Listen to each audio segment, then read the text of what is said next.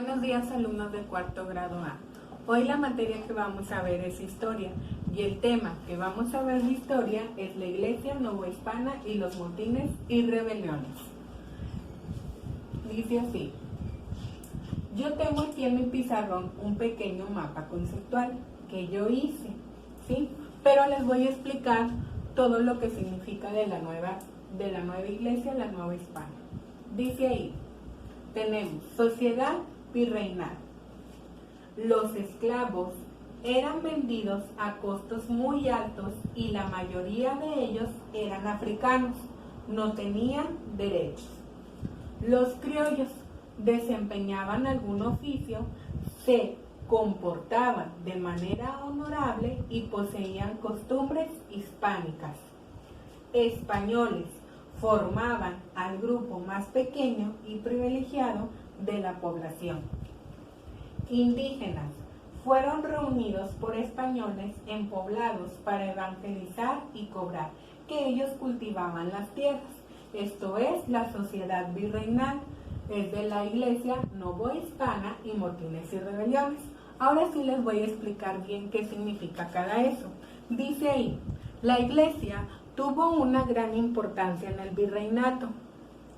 Era un patrón real, era un permiso que les otorgó el Papa a los reyes para controlar los asuntos administrativos de la iglesia, ¿sí? Los administrativos de la iglesia. Por ejemplo, yo aquí tengo esto, que viene siendo la iglesia. Seguimos.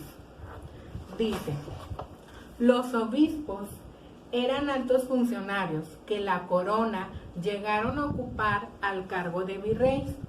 La iglesia ocupó un lugar altos educativos y cultural. Mediante la iglesia se crearon escuelas, seminarios y universidades, además de hospitales y orfanatos. El culto más popular que tuvo devotó de todas las clases sociales. Fue el de la Virgen de Guadalupe. Se convirtió en un símbolo de identidad novohispana y llegó a convertirse en el siglo XVIII. En 1571 se estableció el Tribunal del Santo Oficio llamada la Santa Inquisición. Su función era castigar quienes se alejaran de la fe católica, eran los que hacían los juicios, a ellos los castigaban los que eran los obispos. Un dato interesante era la nueva hispana, era la que Inquisición consideraba como el chuchumbe, que era un baile prohibido. Este baile se presentaba entre los africanos y los mulanos. También estaba prohibido utilizar vestidos diabolescos de color amarillo, rojo y negro. Los motines y rebeliones y descontexto social en el virreinato. La primera rebelión de esclavos africanos ocurrió en la Ciudad de México en 1546. Hacia el siglo XVII había aumentado los esclavos africanos. Eran encabezados por Yanga. Se establece que en San Lorenzo de los Negros. La rebelión maya, encabezado por Jacinto Canec, pretendía establecer la cultura maya. En el siglo XVI, una rebelión muy particular, encabezado por Martín Cortés, el hijo de Hernán Cortés, se realizó porque la corona española decidió que los hijos de los conquistadores no podían heredar los bienes de sus padres. Habían conseguido una vida. En la Ciudad de México, en 1692, había escasez de maíz. Aquí tengo una imagen, había escasez de maíz. Los más pobres organizaron una protesta y lograron que el virrey consiguiera eso. En la segunda mitad del siglo XVIII hubo una serie de protestas debido a la expulsación de jesuitas. El territorio novohispano. Como verán aquí, tenemos lo que es la revolución. ¿Sí?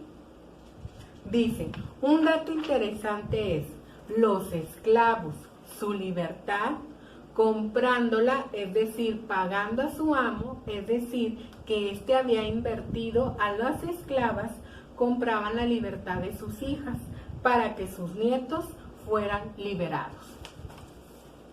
Ahora nos vamos con el siguiente tema de historia, que es el de legado de la época virreinal. En legado entendemos costumbres y actividades, ideas y creencias, que son parte de los valores y de la forma de vida y que pasan de una generación a otra.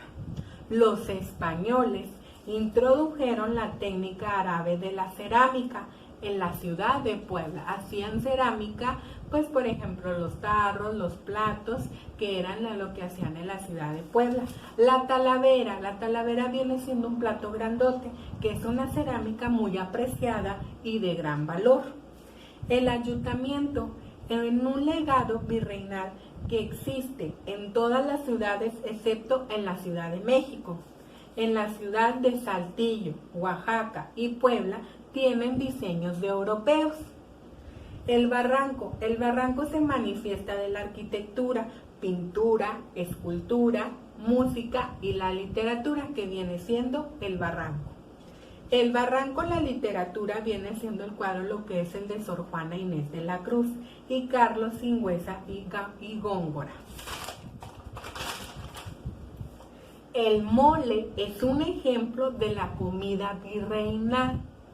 El barranco, estilo artístico que se caracteriza por estar sobrecargado y con adornos, colores llamativos. Eso le llaman el barranco estilo, que viene siendo las iglesias antiguas, donde vienen piedras brillosas, donde viene escultura o pintura. Eso es el barranco, que son artísticos y se caracterizan por estar sobrecargado con adornos, colores llamativos.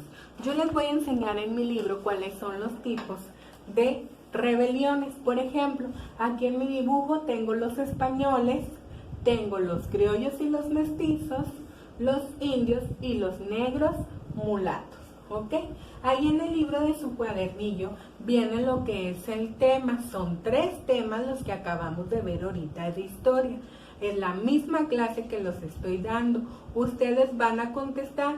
Si algo no entendieron, le pueden regresar al video o me pueden decir, maestra, no le entendí, me lo puede volver a explicar y yo con gusto se los explicaré. Espero que se les haya entendido lo que es la materia de historia. Acuérdense, el tema que vimos ahora es la iglesia novohispana, motines, rebeliones y el delegado del virreinato, que no se les olvide. ¿Ok? Por hoy fue el tema de historia.